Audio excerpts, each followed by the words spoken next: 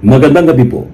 Marami ng mga mensahe mula sa ibang nilalang, mula sa mga extraterrestrials, mga Pleiadian, iba pang mga nilalang sa kabilang dimensyon, para makatulong sa tao, makatulong na maisalba ang ating planeta. May mga babala tungkol sa nuclear war. We see some problems among nations, especially nuclear weapons.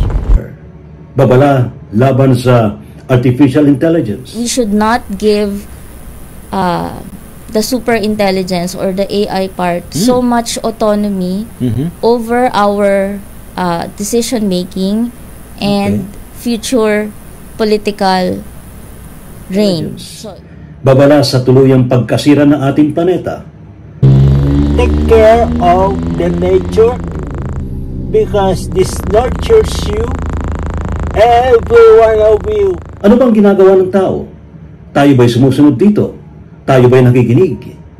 Marami ng mga mensahe, astronomical events, tayo'y titingala sa kalawakan, makikita natin na marami mga nagpapakitang mga UFO. Makikita niyo po sa screen nito ang isang flying object or UFO na nakita ng mga sundalong Ukrainian sa kanilang drone footage. At mga kakaibang mga events sa ating kalawakan, sa ating kapaligiran, mga namamatay, at yung iba'y talagang matinding trahedya. Gabi ng Misteryo.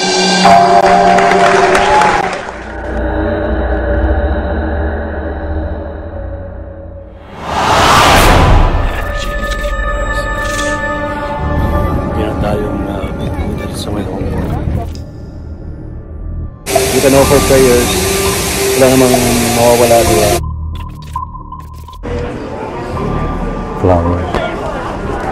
They also burn incense. Diplomat Hotel?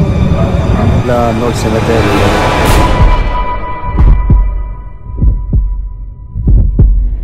Inadvertently opened a portal to another dimension.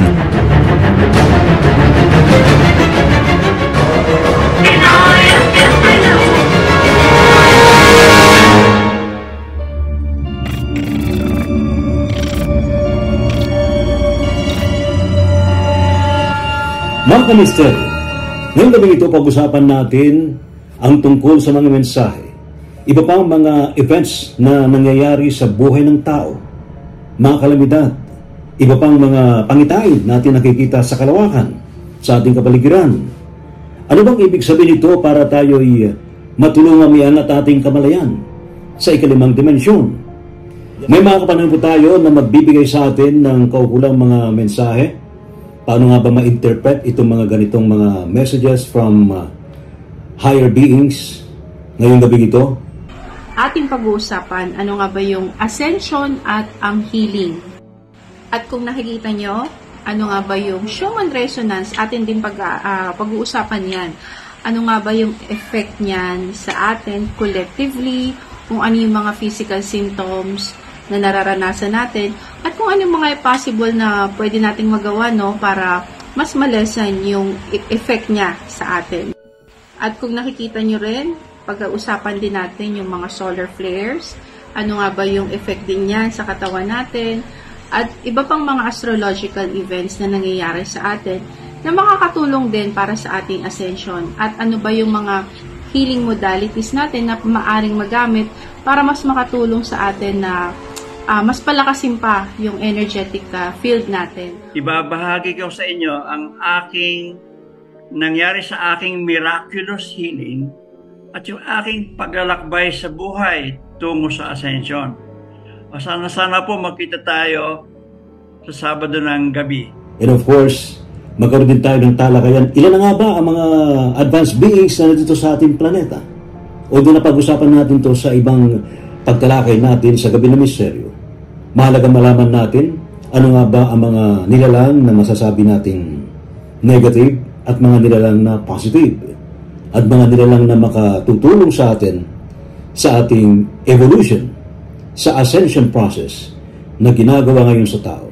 Ate pong susubuking talakayin ng iba't ibang race, species o lahi ng mga galactic humans na dati nakatira na sa mga planeta at sa mga moons ng mga planeta ng ating solar system.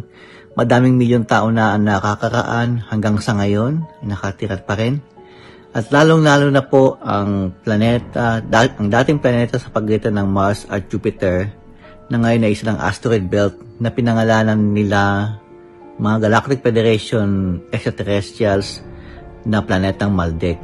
Ngayong Holy Week, pag-isipan nating ma-interpret itong ganitong mga mensahe. At ano nga ba ang maaaring magawa natin? Pagdarasal, meditasyon, at iba pang gawain na makatutulong sa atin para maiangat ang ating kamalayan sa mas mataas na dimensyon. Ano ba ang dapat nating ginagawa pag Holy Week para sa ating pong soul healing? Ito rin po ang araw na ang ating kaluluwa ay nakikipag-ugnayan sa ating pong may likha. At ito rin ang panahon para tayo ay kaisa sa mga elemento ng ating pagkatao, pagbisita sa mga sagradong lugar, at saka sa malalakas na enerhiyang mga simbahan. Marami pa kayong matututunan ngayong gabi 10:00. Sali po kayo sa Gabi ng Misteryo. Yan po ating pag-uusapan ngayong gabi ito sa Gabi ng Misteryo, 10 to 11 p.m. sa DZRH. Walang absent. See you! Gabi ng Misteryo. Talagayang kababalaghan, pananaliksik sa kapangyarihan ng isipan, pagpapakita ng mga nilalang, inyong matutunghayan sa Gabi ng Misteryo. Kasama si Ray Sibayan tuwing Sabado, 10:00 ng gabi sa DZRH Radio, DZRH TV at DZRH Online. Gabi ng Misteryo.